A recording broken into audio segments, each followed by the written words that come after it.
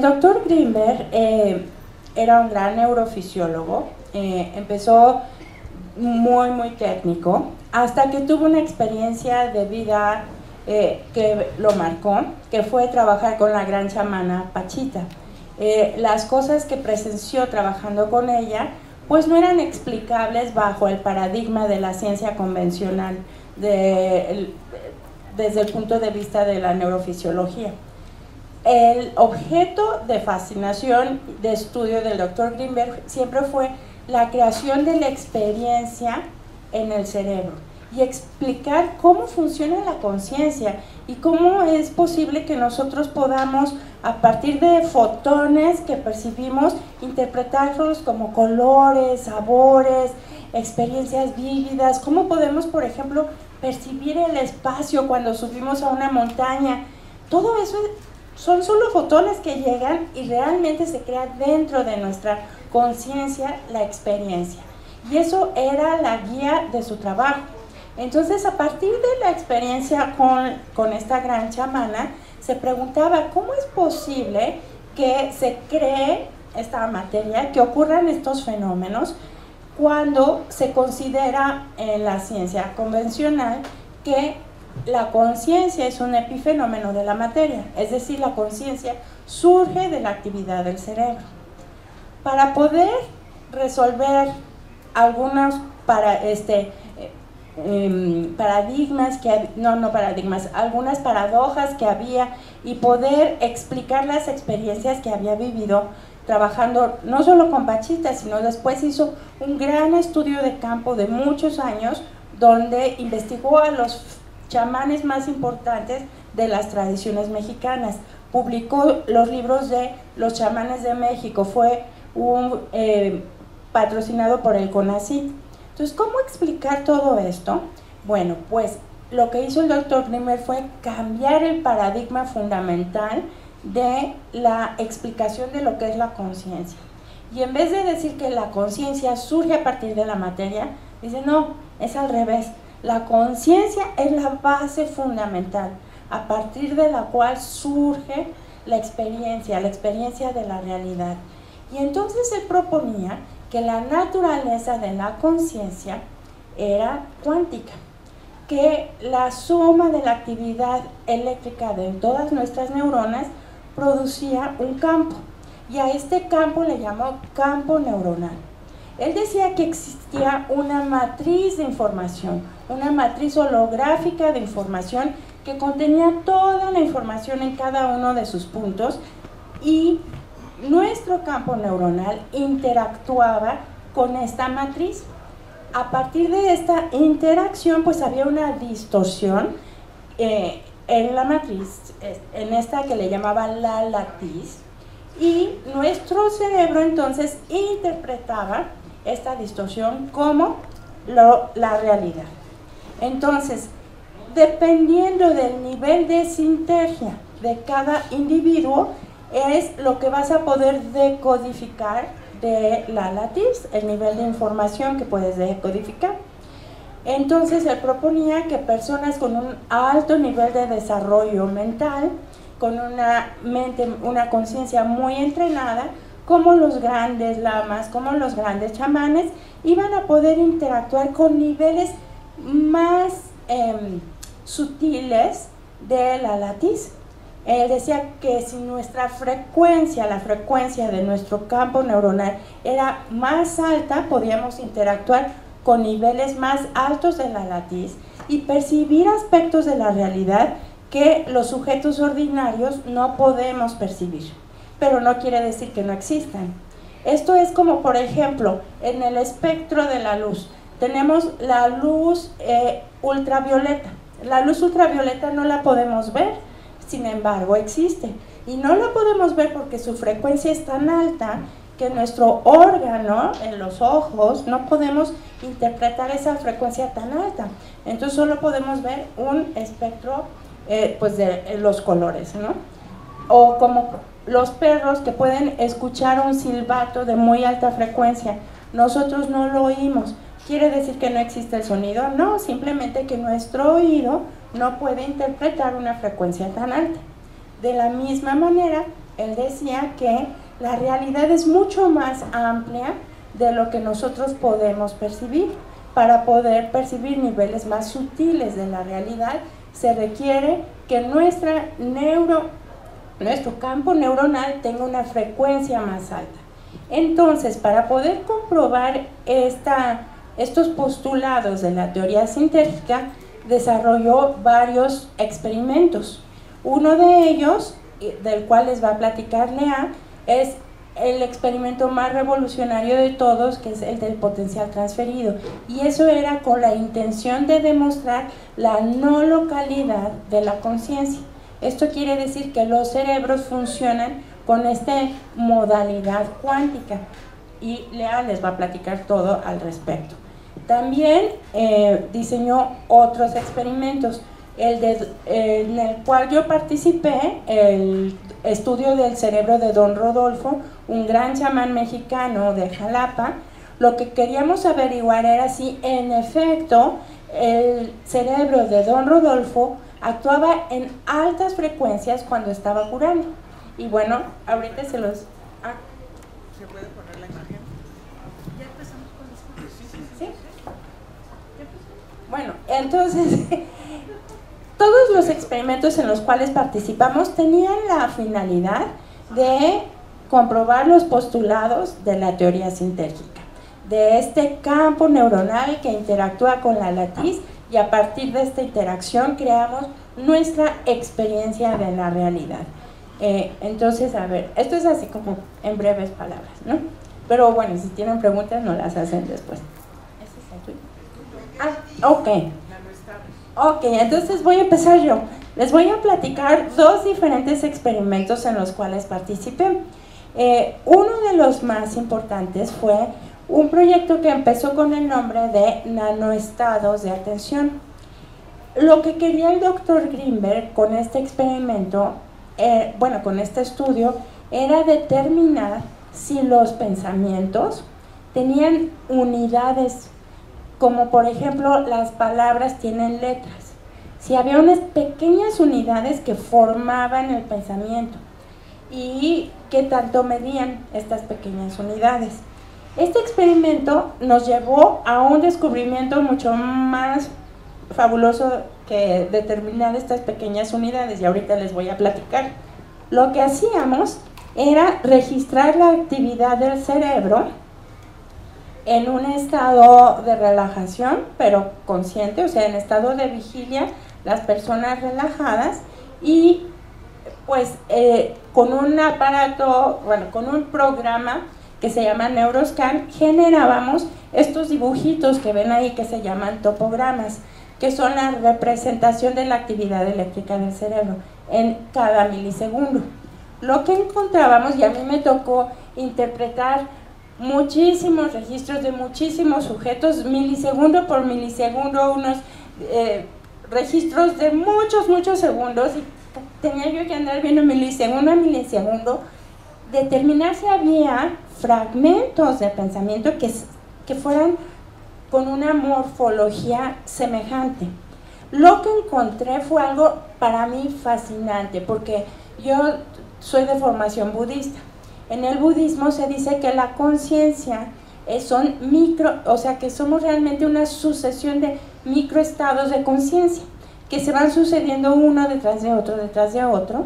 Y bueno, lo que encontramos fue exactamente este mismo postulado.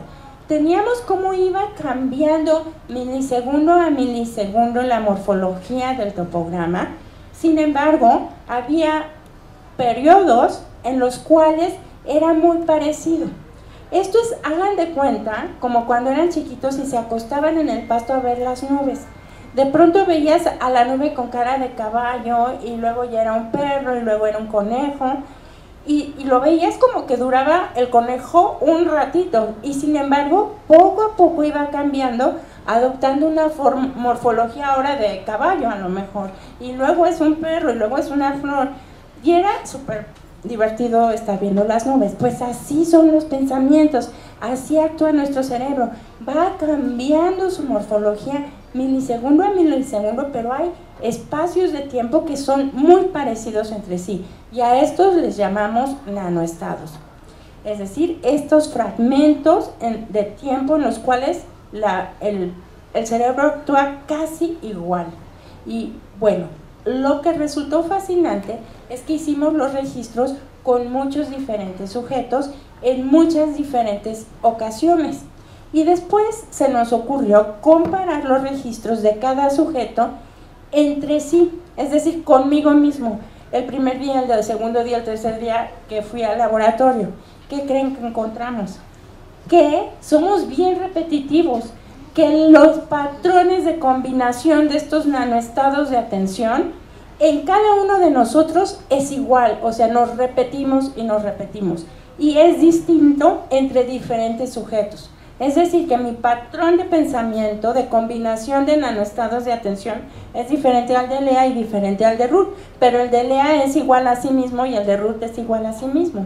Y esto nos dio el postulado del nombre de este experimento, pasó de llamarse nanoestados de atención a el yo como idea. Porque lo que descubrimos aquí es la comprobación de un postulado antiquísimo del budismo y de todas las tradiciones contemplativas, es que yo no existo como algo sólido, permanente, inherente, que no cambia.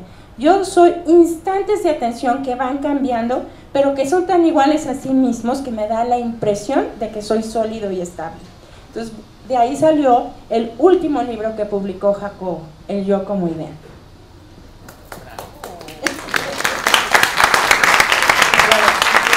Siguiente, por favor. Esto es lo que les decía de entre sujetos, el mismo sujeto cómo se parecía a sí mismo y entre sujetos diferentes. El siguiente. Soy yo. Ese es Lea. Ya la deja, don Rodolfo. Yo estaba a cargo del potencial transferido. ¿Qué quiere decir esto? La investigación tenía también, como dice Amira, el objetivo de seguir comprobando la teoría sintérgica. Esto sale de la idea de que dos partículas, bueno, no es una idea, ya es un hecho, dos partículas cuando interactúan y se separan, cuando cambia el spin de una, o sea, hacia donde gira, cambia el de la otra. Se le llama entrelazamiento. Gracias. Y lo que pensamos es, si sucede en las partículas, vamos a ver si sucede en el cerebro. Traíamos al laboratorio a dos personas y podían ser, es decir, registramos gemelos, registramos mamá con hijo, registramos amantes, registramos varios diferentes tipos de sujeto. Se tomaba se les ponía a ambos en una cámara de Faraday y se les sugería que hicieran lo que le llamábamos comunicación directa por 20 minutos. A los 20 minutos se daba una señal de luz en donde uno de los sujetos se cambiaba a otra cámara de Faraday que era semisilente y aislada de la primera. Al sujeto experimental, digamos, al sujeto estimulado, se le daba 100 flashes de luz. Se sabe que esto produce lo que se llama un potencial provocado. Estoy provocando que todas las células de su cerebro reaccionen, o bueno, las oculares reaccionen, y en la primera, sí, es cuando no hay estimulación, es solamente CZ, que es un punto. Es que, miren, cuando yo llegué al laboratorio, todavía registrábamos con plumilla, le poníamos tinta. Ya después llegó toda la tecnología y demás que conocemos. Entonces, en el segundo tenemos lo que se llama el potencial provocado. Estos 100 flashes de luz hacen que el cerebro de la persona estimulada, en el punto 0, ahí, y se ve aquí como el cerebro tiene este pico alto y bajo del potencial provocado, ¿sí? La otra persona estaba en el otro cuarto o la otra cámara de Faraday y no sabía lo que le estábamos haciendo a su compañero. La cambiamos, Ruth, por favor. Y la sorpresa, el asombro, es que encontramos en su cerebro, como se puede ver aquí, un potencial semejante al que teníamos del sujeto estimulado. Esto es una sorpresa porque, como vemos arriba, no sucede nada en el cerebro cuando no estamos estimulando. Y cuando estimulo, algo sucede en su cerebro, lo cual le denominamos potencial transferido, que también luego nos arrepentimos, porque no se transfiere. Como decía Miran, esto no es local, no es que me sucede a mí y lo transfiero a Laura. Esto sucede al mismo tiempo, los dos cerebros están conectados con lo que hoy en día se le conoce como la latiz del espacio-tiempo, y al mismo tiempo se decodifica la información, porque es como un holograma. Esto es un hallazgo. Vamos, pues ¿me pones la siguiente?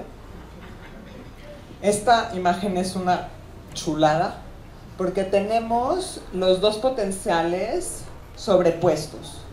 Obviamente, como se puede ver, el provocado es de mayor amplitud, pero tiene el transferido una morfología semejante.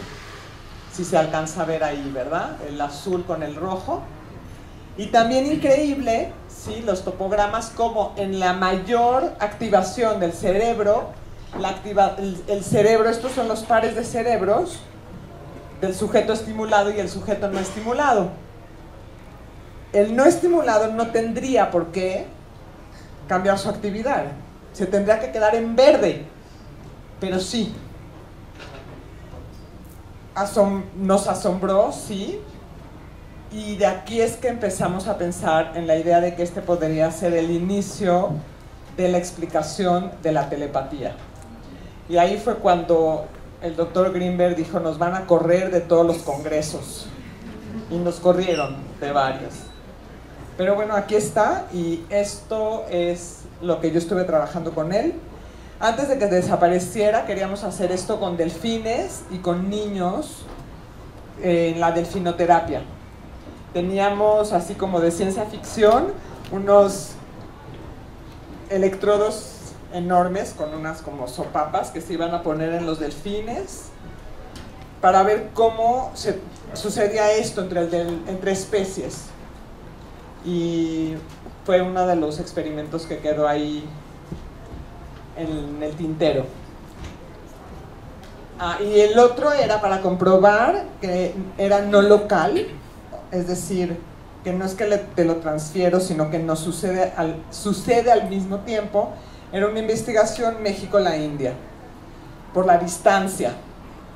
Si el resultado nos traía, si el experimento nos traía este resultado, significa que el transferido no viaja.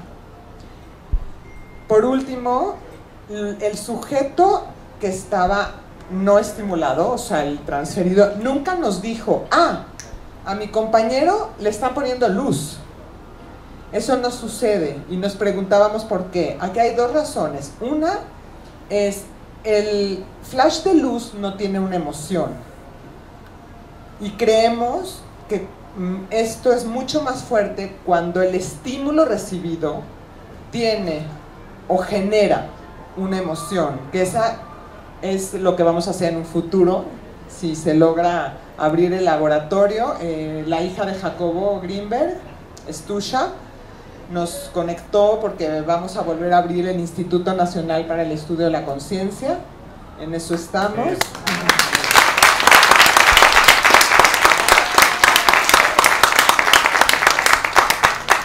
Y sí esperamos poder replicar esta investigación con algunas variables mucho más controlables que lo que hicimos en aquel tiempo. Gracias. Gracias.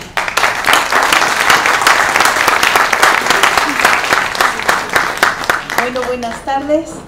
Yo soy Ruth Cerezo y bueno, ahí les dejé 2 tarjetas por si me tardo, porque esto es engolosinante.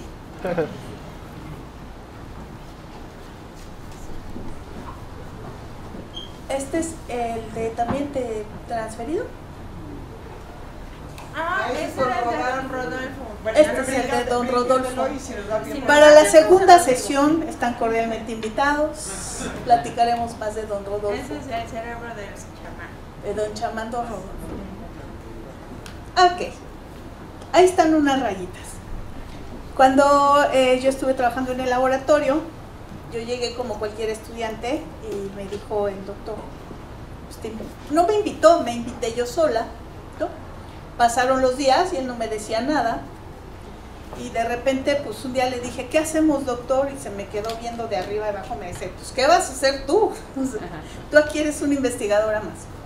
Y entonces yo empecé a observar lo que había hasta ese momento en el laboratorio y encontré estas figuritas, encontré estas grafiquitas. Estas grafiquitas no tienen justamente la claridad y la tonalidad que estaba trabajándose con Neuroscan. Esto era del polígrafo de 8 canales, ¿no? Una reliquia histórica e histérica porque a cada rato se descomponía.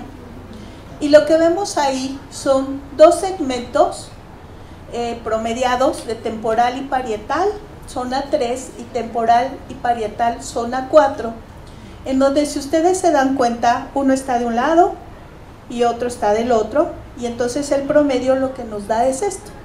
Y entonces tú dices, ¡ay, qué bonitas rayitas, se ven casi iguales! Ok, estas rayitas casi iguales lo que nos están hablando es de una coherencia y una correlación interhemisférica. Nuestros cerebros, como ustedes bien lo saben, y esto está bastante documentado, pues resulta que cada hemisferio trabaja dependiendo de lo que va encontrando. Si es un problema matemático, es hemisferio izquierdo. Si es un problema creativo, es hemisferio derecho. Y entonces enfasarlos pues es un poquito complicado. Entonces empezamos a trabajar en algo que se llama correlación interhemisférica. Y entonces a mí me toca hacer correlación interhemisférica en esta parte que voy generando. Aquí, como se dan cuenta, no están enfasados. Esto es una señal de baja correlación interhemisférica, ¿no? Cada quien va por su lado. Y también lo vemos entre temporal 5, el promedio, y occipital 1. Y entonces se empezó a teorizar dentro de la parte de teoría sintérgica que definitivamente para crear las condiciones del campo neuronal adecuadas para poder tener una vinculación con campo sintérgico, imagínense que está campo neuronal, que es como un casco que tenemos, es extracraneal, y el campo sintérgico es el resto, ergo campo cuántico. Y ahí, entonces, para poder encontrar información, poder abstraer información, poder entrar en procesos de experiencia, ya como había explicado Amira, lo que requerimos es una alta correlación interhemisférica. Y entonces, bueno, pues ahí estaban todos los experimentos bien bonitos, bien interesantes, en donde se busca precisamente incrementar la correlación interhemisférica. Descubre el doctor a través del análisis teórico que él hace, que es a través de los sistemas de meditación, en donde disminuimos entradas, digamos, cognitivas, y entonces nuestro cerebro empieza a enfasarse, y entonces empiezan a encontrar niveles de correlación interhemisférica altos, y entonces empiezan a reportarse estados de conciencia mucho más profundos, digamos, experiencias mucho más fuertes, y encontramos experiencias que están vinculadas a una cuestión del espacio-tiempo que lo sobrepasa, ¿no? Entonces ahí vienen experiencias de cosas que pueden ocurrir. No hay billete de lotería ganado. Son cosas muy pequeñas, detalles muy pequeños. Y entonces lo que hacemos es justamente empezar a buscar que esta parte de comunicación interhemisférica tiene que ver con otro tipo de cuestiones, ¿no? La comunicación, que es, además de intrahemisférica, intracerebral, y entonces se empieza a trabajar con los primeros estudios entre paciente y terapeuta. Ya me habían preguntado, la que es la parte de psicoterapia neurosintérgica, justamente es potenciar al máximo esta comunicación directa entre paciente y terapeuta. También se observa justamente la comunicación entre dos sujetos en términos de correlación interhemisférica. ¿Y qué creen? Esto se comparte.